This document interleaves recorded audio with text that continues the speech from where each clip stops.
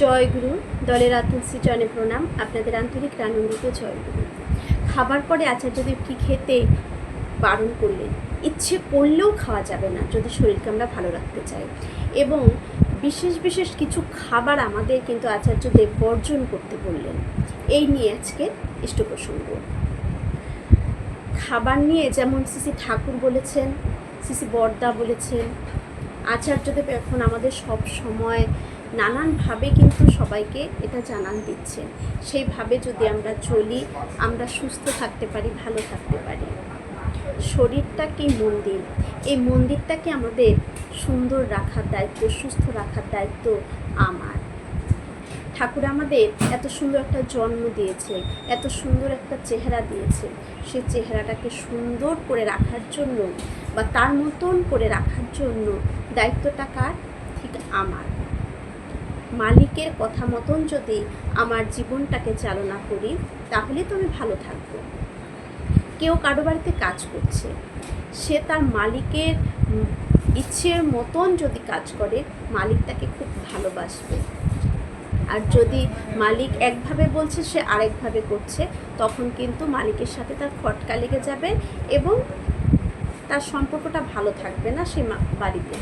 ঠিক এমনই আমার মালিক, আমার ঠাকুর, তিনি দয়া করে এইখানে আমাকে পাঠিয়েছেন এই ধরাধামে।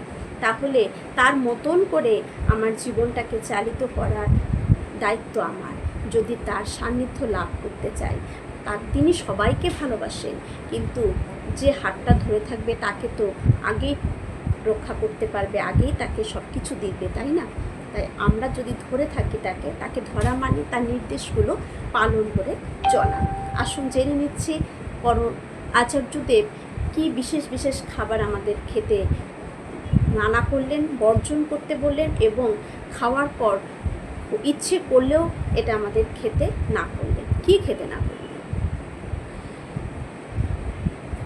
বিশেষ বিশেষ অসুখে বিশেষ বিশেষ খাবার বর্জন করতেই হবে। একজন হার্টের সমস্যার কথা নিবেদন করলেন। আচার্যদেব বললেন, চিনি, তেল, মশলা, নুন একটু রেস্ট্রিক্ট করলেই সব ঠিক হয়ে যাবে। যদি চিনি, তেল, মশলা, নুন এইগুলো যদি একটু কম খাওয়া যায়, তাহলে সমস্যার সমাধান হয়ে যাবে। তাহলে দেখুন, নুন চিনিটাই আমাদের ক্ষতি করছে, মিষ্টি আর নুনটাই আমাদের নানান রোগকে কিন্তু বহন করে নিয়ে আসছে আমাদের শরীরে। তাহলে যদি আমরা এই চিনি, তেল, মশলা, নুন এগুলো খাওয়া কমিয়ে দিই, তাহলে আমরা অনেকটা কিন্তু ভালো থাকবো। আমরা হয়তো একবারে ছেড়ে দিতে পারবো না, যারা ছেড়ে দিতে পারবে তারা তো মানে খুবই ভালো থাকবে, তাদের রোগ সহজে ধরবেই না।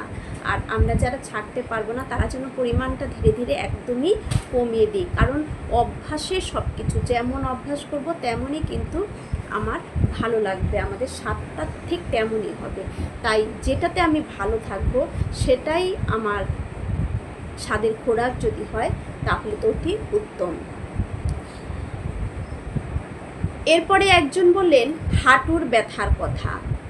তাকে বললেন ভাত, আলু আর মিষ্টি একটু কম খাবেন। দেখুন, মিষ্টিটা সব জায়গায় কিন্তু সকলেই বলছেন, শ্রী বরদাও বলেছেন, আচার্যদেব বারবার বলছেন যে হাঁটু ব্যথায় ভাত, আলু আর মিষ্টিটা কম খেতে বললেন। মানে ছেড়ে দেওয়াটাই ভালো। হঠাৎ যদি মন চায় হঠাৎ খেতে পারেন, কিন্তু ছেড়ে দেওয়াটাই ভালো। অনেকে রান্নায় চিনি ব্যবহার করে, মিষ্টি দিয়ে ব্যবহার করে, ওটা খুবই ক্ষতি করে। কারণ ওই যে রান্নার মধ্যে যখন সবজিতে আমরা চিনিটা দিচ্ছি, সবজির ভেতরে যে মানে যে সুগারটা থাকে, যেটা সবজি থেকে প্রাকৃতিক যেটা, সেটাকে কিন্তু এই চিনি গিয়ে নষ্ট করে দিচ্ছে। তাহলে ওই প্রাকৃতিক গুণটা আমরা পাচ্ছি না, এবং ওই চিনিটা দেওয়াতে ওই খাবারটা আমার শরীরের জন্য কিন্তু ক্ষতিকারক হয়ে যাচ্ছে।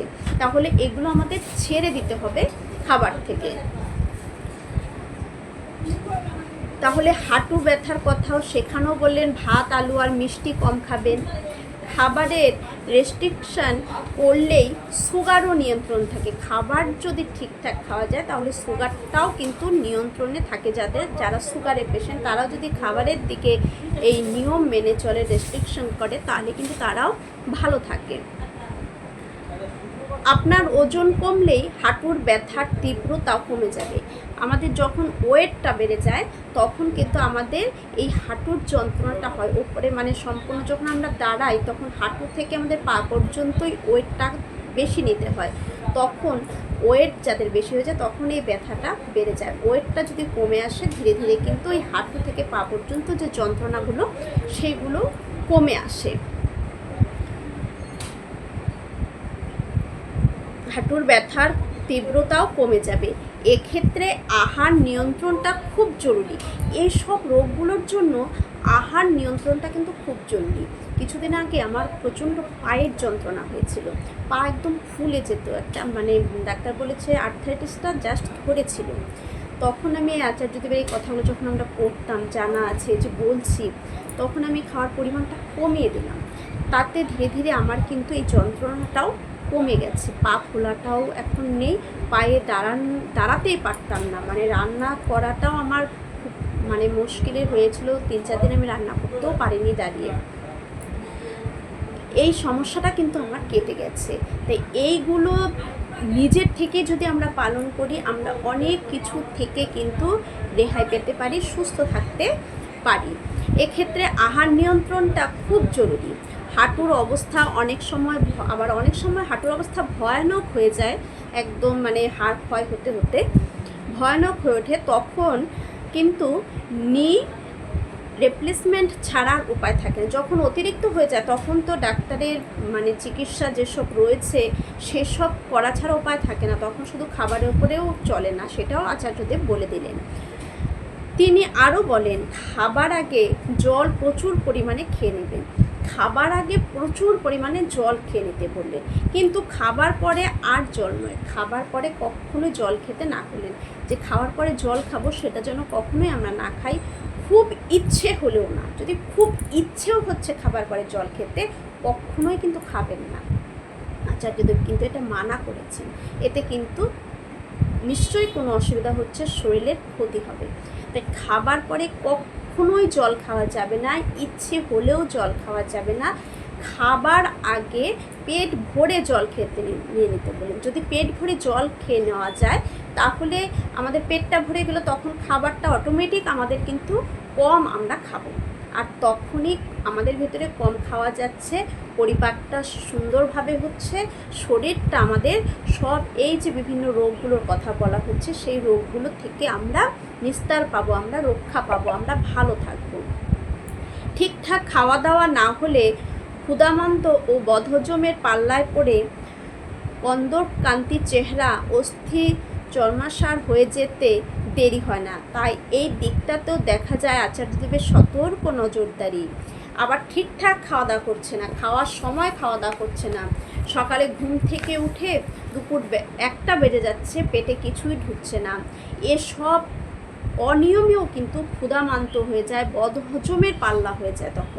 তখন যেটা খাবে হজম হচ্ছে না, গ্যাস অ্যাসিডের সমস্যা হয়ে দাঁড়িয়ে যাচ্ছে, চেহারার ভিতরে একটা যৌনসতাটা নষ্ট হয়ে যায়, অস্থি চর্মসার হয়ে যেতে দেরি হয় না তখন। তাই এইসব দিকেও আচার্যদেবের কিন্তু কড়া নজরদারি রয়েছে। অনেক জটিল সমস্যার সঠিক সমাধান খুঁজে দেন তিনি। হেসেলের চৌকাঠ না মারানো দাদা করোনাকালে তার আদেশে বাড়িতে রান্না করেছেন। তিনি নিজেও যে বেশ ভালো রান্না করতে পারেন তা মাঝে মধ্যেই তার মুখেই শুনতে পাওয়া যায়। আচার্যদেবও কিন্তু ভালো রান্না করতে পারেন। তিনি নারী পুরুষের নির্বিশেষে সকলকেই রান্নার কাজটা রপ্ত করে নিতে বললেন। নারী পুরুষ আমরা অনেক বাড়িতে বা অনেকে শোনা যায় যে কেন পুরুষরা রান্না করবেন, কিন্তু আচার্যদেব বলছেন নারী পুরুষ উভয়কেই এই রান্নাটা রপ্ত করে রাখা উচিত, কারণ কখন কার প্রয়োজন পড়বে সেটা কিন্তু বলা যায় না। আচ্ছা, আমি অসুস্থ হলাম, আমার স্বামী যদি রান্না কিছুই না জানে তাহলে হয়তো দেখা যাবে যে খাওয়াটাই বন্ধ হয়ে যাবে। তাহলে এমন পরিবারও কিন্তু রয়েছে যে আর কেউ নেই, ওই স্ত্রীকেই রান্না করতে হচ্ছে, পরিবারের সকলে খাচ্ছে। তখন যদি তার ওই বাড়ির যে পুরুষরা যদি রান্না করতে না পারে, তাহলে দেখা যাচ্ছে 5 দিন যদি সে বাড়ির স্ত্রী যদি বিছানা থেকে উঠতে না পারে, 5 দিনই তাদের খাওয়া দাওয়া বন্ধ থাকবে। হাবি যাবে এসব বাজার থেকে কিনে আনা খাওয়া খেতে হবে, এতে শরীর স্বাস্থ্য খারাপ হয়ে যাবে, টাকারও ধ্বংস হয়, এতে তো টাকারও সঞ্চয়টা নষ্ট হয়। তাহলে নারী পুরুষ উভয়কেই কিন্তু আচার্যদেব বলেছেন এই রান্নার কাজটাকে রপ্ত করে রাখতে, শিখে রাখতে হয়। এ ব্যাপারে শ্রী শ্রী ঠাকুরের কথারই অনুরণন শুনতে পাওয়া যায় তার মুখে। রান্নার কথা উঠলেই মন চলে যায় অদূর অতীতে। শ্রী শ্রী ঠাকুর এক সময় হোল টাইম ওয়ার্কারদের রান্না করতে শিখিয়েছেন। শ্রী শ্রী ঠাকুর রান্না করতে শিখিয়েছেন ওয়ার্কারদের, যে সবাইকে সব কিছু শিখে রাখতে হয়। শ্রদ্ধেয় ননীগোপাল চক্রবর্তীর তো রান্নার যথেষ্ট খ্যাতিই ছিল। রমন সাহার মাকে 101 পদ রান্না করে খাওয়ানোর কারিগর তো ছিলেন তিনি, সে এক ইতিহাস। সর্বসময়ে কর্মীরা সে সময় এক আজব বস্তু ব্যবহার করতেন, যার নাম ইকমিক কুকার। অ্যালুমিনিয়ামের ডাউস যন্ত্রের নিচে কুঠুরিতে কাঠ কয়লা জ্বালিয়ে সেই তাপে ওপরে 3 থাকে ডাল, ভাত, আলু পটলের ঝোল রাঁধার সহজ উপায় থাকতো ওই কুকারে। তাহলে শ্রী শ্রী ঠাকুরও কিন্তু রান্না করার কথা বলে গেছেন। শ্রী শ্রী ঠাকুরও বলেছেন সবাইকে রান্না করাতে, এবং তিনি সেই ট্রেনিং দেওয়াতেন সবাইকে রান্না শেখার জন্য। আচার্যদেব বলছেন পুরুষ মহিলা সবাইকে রান্নায় রপ্ত থাকতেন। আজকাল যুব সমাজ এইসব রান্নাবান্নার কাছ থেকে অনেক দূরে। নিয়মিত ফাস্টফুড খাওয়ার ক্ষতিকর জেনেও অনেকে এতে আসক্ত হয়ে পড়ছেন। যুব সমাজ এখন ইউটিউবে টিউটোরিয়াল দেখে, পাতার পর পাতা অ্যালজেব্রা কষে, ব্যাঙের রেচনতন্ত্রের ডায়াগ্রাম মস্ত করে, আর সেই কারণে অনেককেই পরবর্তীকালে চেনা গণ্ডির বাইরে এসে পড়লে মহা আতান্তরে পড়তে দেখা যায়।